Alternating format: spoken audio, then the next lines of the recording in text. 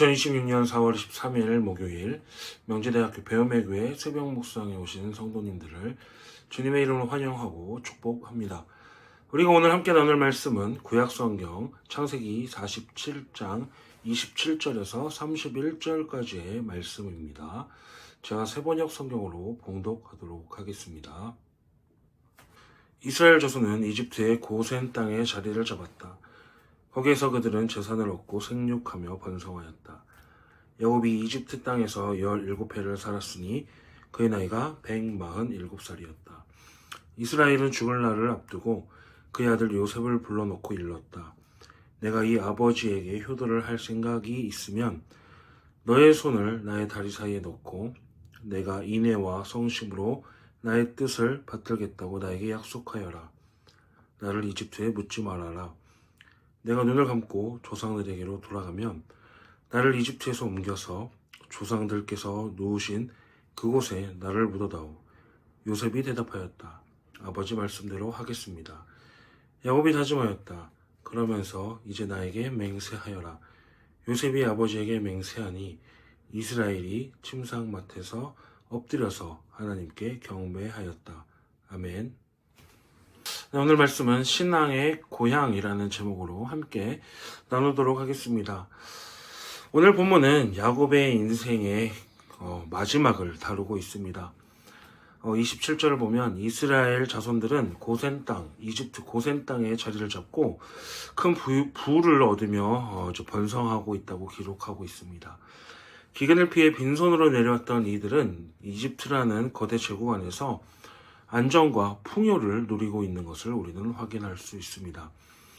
사람은 환경의 동물입니다. 배가 고프고 힘들 때는 하나님을 간절히 찾지만 그 이후에 평안해지고 배가 부르게 된다면 사실 이 평안함이 영원할 거라는 착각을 하게 됩니다. 그래서 정착하고 싶고 더 이상 뭔가 변화를 꿈꾸지 않는 그런 상태를 맞이하게 됩니다.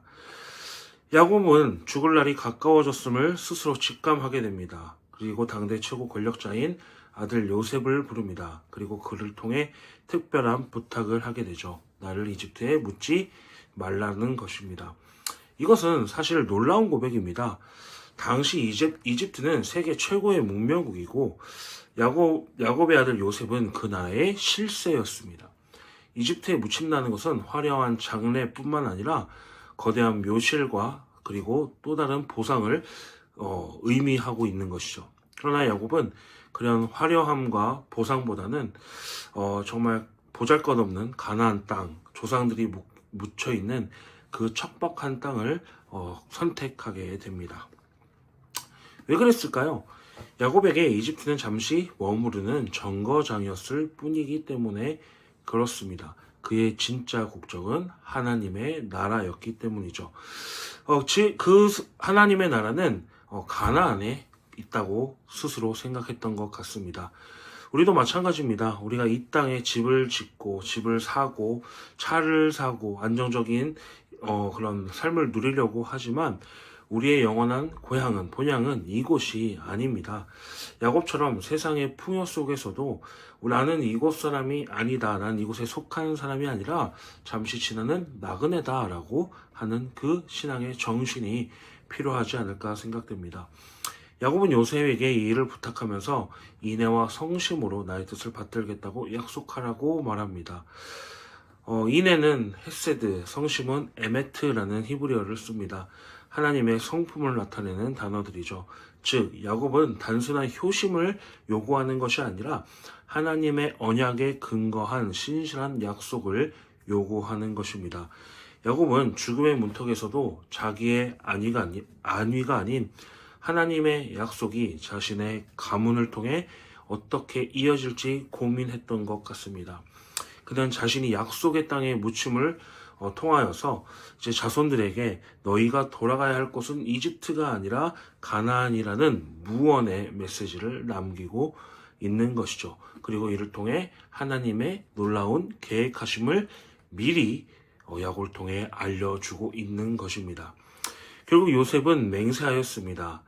기력이 다해 몸을 가누기 힘든 그 노인이었지만 하나님의 신실하심을 확신하는 그 순간 그는 스스로 예배자가 되었습니다. 험악한 세월을 살았던 야곱, 그 인생이 비로소 완성되는 순간입니다. 오늘 하루를 살 때 우리의 마음과 눈은 어디를 향하고 있습니까? 이집트의 고센 땅처럼 비옥하고 안전적인 그런 환경을 찾고만 있지는 않습니까? 비록 몸은 이 땅을 딛고 살지만 우리의 영혼은 하나님이 계신 하늘에 향해 있어야 될 것입니다. 야곱처럼 마지막 순간에 세상의 화려함보다는 주님의 약속을 더 귀히 여길 수 있는 우리의 신앙, 신실한 믿음으로 살아가기를 소망합니다. 그리고 오늘 하루가 그 삶의 시작이 되기를 주님의 이름으로 축복합니다. 함께 기도하겠습니다.